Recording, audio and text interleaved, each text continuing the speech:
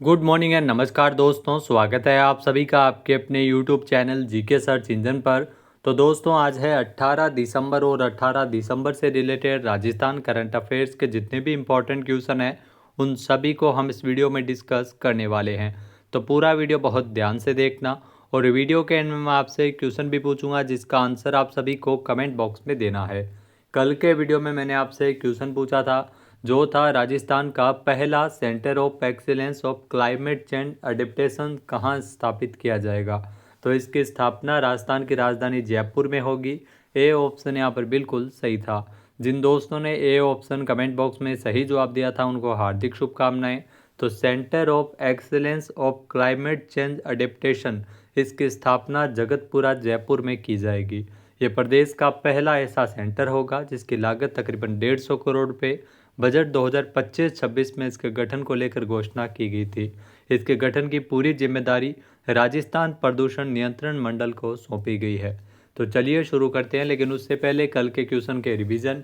तो कल के महत्वपूर्ण क्वेश्चन थे राजस्थान पर्यटन विभाग की ओर से सांबर महोत्सव 2025 ये जयपुर में कब आयोजित किया जाएगा।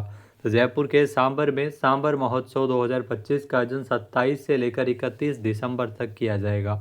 नेक्स्ट है अंटार्कटिका महाद्वीप के सर्वोच्च पर्वत शिखर विंसन मैसिव पर पहुंचने वाली पहली राजस्थानी कौन बनी है। तो मनस्वी अग्रवाल है। नेक्स्ट है हाल ही में नई दिल्ली में ऊर्जा संरक्षण दिवस के अवसर पर राजस्थान के किस शिक्षण संस्थान को राष्ट्रीय स्तर पर सम्मानित किया गया। इंजीनियरिंग कॉलेज बीकानेर को पुरस्कार मिला है। नेक्स्ट है खेलो इंडिया यूनिवर्सिटी गेम 2025 में राजस्थान की महाराजा गंगा सिंह यूनिवर्सिटी को कौन सी रैंक मिली। तो ओवरऑल 25वीं रैंक मिली थी। राजस्थान में यह यूनिवर्सिटी शीर्ष स्थान पर रही थी।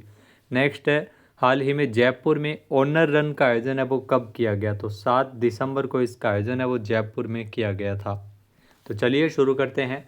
पहला क्वेश्चन है हाल ही में राजस्थान में राज्य स्तरीय कॉन्फ्रेंस राज एपिकॉन 2025 का आयोजन 20 और 21 दिसंबर को कहाँ किया जाएगा। तो इसका आयोजन बीकानेर में किया जाएगा। बी ऑप्शन यहाँ पर बिल्कुल सही है। आइए जानते हैं इम्पोर्टेंट फैक्ट्स। तो association of physicians of India इसके द्वारा जो राजस्थान चैप्टर की 37वीं वार्षिक राज्य स्तरीय कॉन्फ्रेंस राज एपिकॉन 2025 इसका आयोजन 20 और 21 दिसंबर को बीकानेर के गणेशम रिसोर्ट में किया जाएगा। यह सम्मेलन Bikaner academic research and welfare society तथा एसपी मेडिकल कॉलेज के मेडिसिन विभाग की संयुक्त मेजबानी में एक कार्यक्रम आयोजित होगा। इस 2 दिवसीय सम्मेलन में देश विदेश के ख्याति प्राप्त फिजिशियन हिस्सा लेंगे और 500 से अधिक प्रतिभागी इसमें हिस्सा लेंगे। नेक्स्ट है हाल ही में आईपीएल 2026 के मिनी ऑक्शन में राजस्थान के किस जिले के युवा बल्लेबाज कार्तिक शर्मा जो कि सबसे महंगे अनकेप्ड भारतीय खिलाड़ी बने हैं आईपीएल के। तो ये ध्यान रखना कार्तिक शर्मा का संबंध भरतपुर से है। बी ऑप्शन यहाँ पर बिल्कुल सही है। आइए जानते हैं इम्पोर्टेंट फैक्ट्स। तो राजस्थान के भरतपुर के 19 साल के युवा बल्लेबाज कार्तिक शर्मा इनको आईपीएल के ये नए स्टार बन गए हैं आईपीएल के। जी हाँ, आईपीएल 2026 के मिनी ऑक्शन में चेन्नई सुपर किंग्स की टीम ने कार्तिक शर्मा को 30 लाख की बेस प्राइस से सीधे 14.20 करोड़ रुपए में खरीदा है। यहाँ इनकी जो बोली लगी थी ये रकम बेस प्राइस से करीब 47 गुना ज़्यादा है। आईपीएल इतिहास में ये पहली बार हुआ है जब किसी अनकेप्ड भारतीय खिलाड़ी पर इतनी बड़ी बोली लगाई गई हो। इसी ऑक्शन में 20 साल के प्रशांत वीर भी संयुक्त रूप से सबसे महंगे अनकेप्ड भारतीय खिलाड़ियों में शामिल हो गए हैं। नेक्स्ट है हाल ही में दुबई में आयोजित Asian youth para athletics championship में राजस्थान के मनीष कुमार वडगोती ने कौन सा पदक जीता है। तो कांस्य पदक जीता है, ब्रॉन्ज मेडल जीता है। ए ऑप्शन यहाँ पर बिल्कुल सही है। आइए जानते हैं इम्पोर्टेंट फैक्ट्स। तो दुबई यूएई में 7 से 14 दिसंबर तक आयोजित की गई Asian youth para athletics championship जिसमें राजस्थान के मनीष कुमार वडगोती ने 1500 मीटर स्पर्धा में भारत का प्रतिनिधित्व करते हुए ब्रॉन्ज मेडल जीता है। इस चैंपियनशिप में एशिया के लगभग 40 देशों के पैरा एथलीट हिस्सा लिए थे।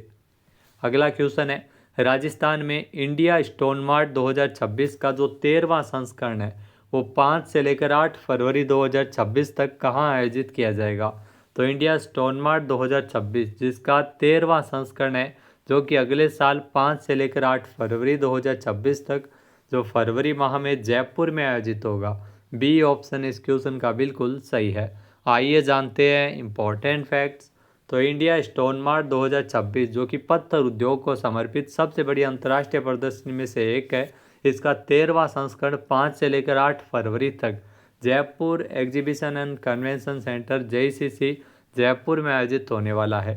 ये एशिया की सबसे बड़ी अंतर्राष्ट्रीय पत्थर प्रदर्शनी है जिसमें दुनिया भर के पत्थर उत्पादक, आयातक, खरीदार और विशेषज्ञ हिस्सा लेंगे। इस आयोजन का मुख्य उद्देश्य पत्थर उद्योग में नवाचार, प्रौद्योगिकी और व्यावसायिक अवसर को बढ़ावा देना है। इस कार्यक्रम का आयोजन स्टोन्स विकास केंद्र सीडोस के द्वारा किया जा रहा है, जिसमें लघु उद्योग भारती और सह आयोजक राजस्थान राज्य औद्योगिक विकास एवं निवेश निगम लिमिटेड रिको इसमें मुख्य प्रायोजक है। नेक्स्ट क्वेश्चन है, हाल ही में राजस्थान से अंतर्राष्ट्रीय वॉलीबॉल रेफरी कौन बने हैं?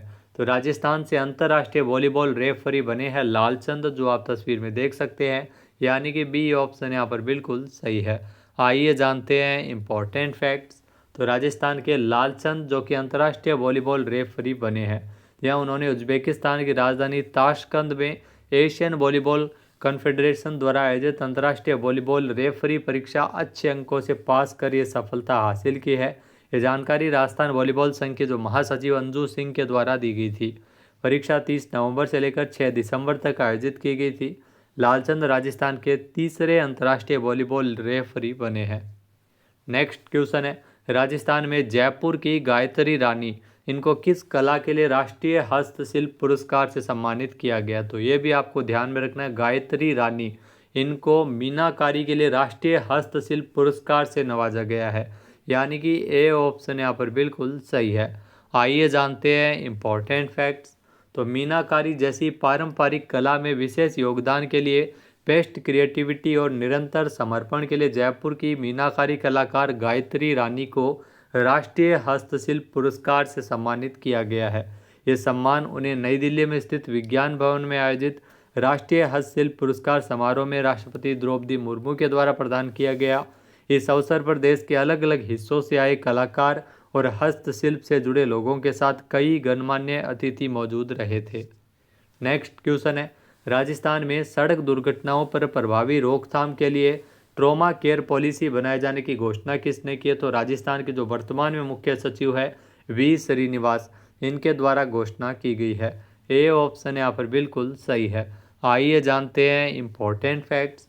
तो राजस्थान के जो मुख्य सचिव वी श्रीनिवास, उनके द्वारा घोषणा की गई है कि राज्य में सड़क दुर्घटनाओं पर प्रभावी रोकथाम के लिए प्रभावी एक्शन प्लान तैयार किया जाएगा और इसके लिए ट्रॉमा केयर पॉलिसी बनाई जाएगी तथा लेवल प्रथम और लेवल द्वितीय ट्रॉमा सेंटर्स का मिशन मोड में सुदृढ़ीकरण किया जाएगा। राज्य सरकार जल्द ही इसके लिए रोड मैप तैयार करेगी ताकि सड़क दुर्घटनाओं में होने वाली जनहानि को न्यूनतम किया जा सके। जल्द ही राजस्थान में 13 BLS ट्रेनिंग सेंटर बनेंगे जिससे सड़क दुर्घटनाओं में होने वाली मृत्यु दर में कमी आएगी।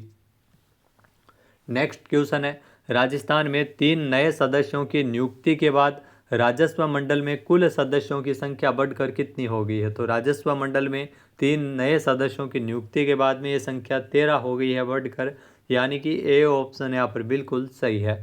आइए जानते हैं इम्पोर्टेंट फैक्ट्स। तो राजस्थान सरकार के द्वारा हाल ही में प्रशासनिक फेरबदल करते हुए 3 IAS अधिकारी जिनको राजस्व मंडल में सदस्य के पद पर नियुक्त किया है, यहाँ जिसमें टीकम चंद बोहरा, केसर लाल मीणा और अजीत सिंह राजावत, इनको राजस्व मंडल में सदस्य नियुक्त किया गया है राजस्थान में। राजस्व मंडल में कुल 20 सदस्य पद स्वीकृत है, लेकिन नई नियुक्तियों के बावजूद भी मंडल में अभी 7 पद रिक्त बने हुए हैं। इन 3 नए सदस्यों की नियुक्ति के बाद राजस्व मंडल में कुल सदस्यों की संख्या बढ़कर 13 हो गई है।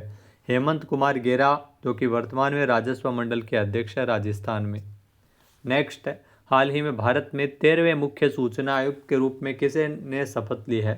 यहाँ दोस्तों भारत के 13वें मुख्य सूचना आयुक्त बने हैं राजकुमार गोयल, जो कि आप तस्वीर में देख सकते हैं। बी ऑप्शन यहाँ पर बिल्कुल सही है। आइए जानते हैं इम्पोर्टेंट फैक्ट्स। तो पूर्व IAS अधिकारी राजकुमार गोयल, इनको देश के नए 13वें मुख्य सूचना आयुक्त के रूप में नियुक्त किया है। इनकी जो शपथ है वो 15 दिसंबर को राष्ट्रपति द्रौपदी मुर्मू के द्वारा दिलाई गई थी। साथ ही साथ 8 नए सूचना आयुक्त ने भी शपथ ली है। 12वें मुख्य सूचना आयुक्त हीरालाल सामरिया की जगह लेंगे राजकुमार गोयल, जो कि 13वें मुख्य सूचना आयुक्त बने हैं राजस्थान के। इसके अलावा राजस्थान में जो 13वें मुख्य सूचना आयुक्त बने हैं भारत के, ध्यान रखना राजस्थान के हैं एम.एल. लाठर। तो एम.एल. लाठर ये राजस्थान के मुख्य सूचना आयुक्त है और 13वें मुख्य सूचना आयुक्त है भारत के राजकुमार गोयल। ये देश के 13वें मुख्य सूचना आयुक्त बने हैं।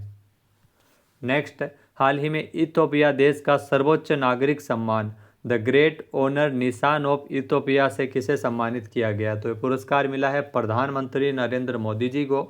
ए ऑप्शन यहाँ पर बिल्कुल सही है। आइए जानते हैं इम्पोर्टेंट फैक्ट्स। तो प्रधानमंत्री नरेंद्र मोदी जी को इथोपिया की राजधानी नदीस अबाबा, जहाँ पर प्रधानमंत्री जो इथोपिया के अबिय अहमद अली के द्वारा जो इथोपिया का सर्वोच्च नागरिक सम्मान है द ग्रेट ऑनर ऑफ निशान ऑफ इथोपिया से सम्मानित किया गया है। पीएम मोदी ने अलग अलग देशों से मिलने वाला यह 28वां सर्वोच्च सम्मान है जो कि मिला है। प्रधानमंत्री मोदी जी को भारत इथोपिया साझेदारी को मजबूत करने तथा असाधारण योगदान के लिए एक वैश्विक नेता के रूप में उनके दूरदर्शी नेतृत्व के लिए पुरस्कार मिला है। इसके अलावा पीएम मोदी इस पुरस्कार को प्राप्त करने वाले पहले वैश्विक नेता भी है।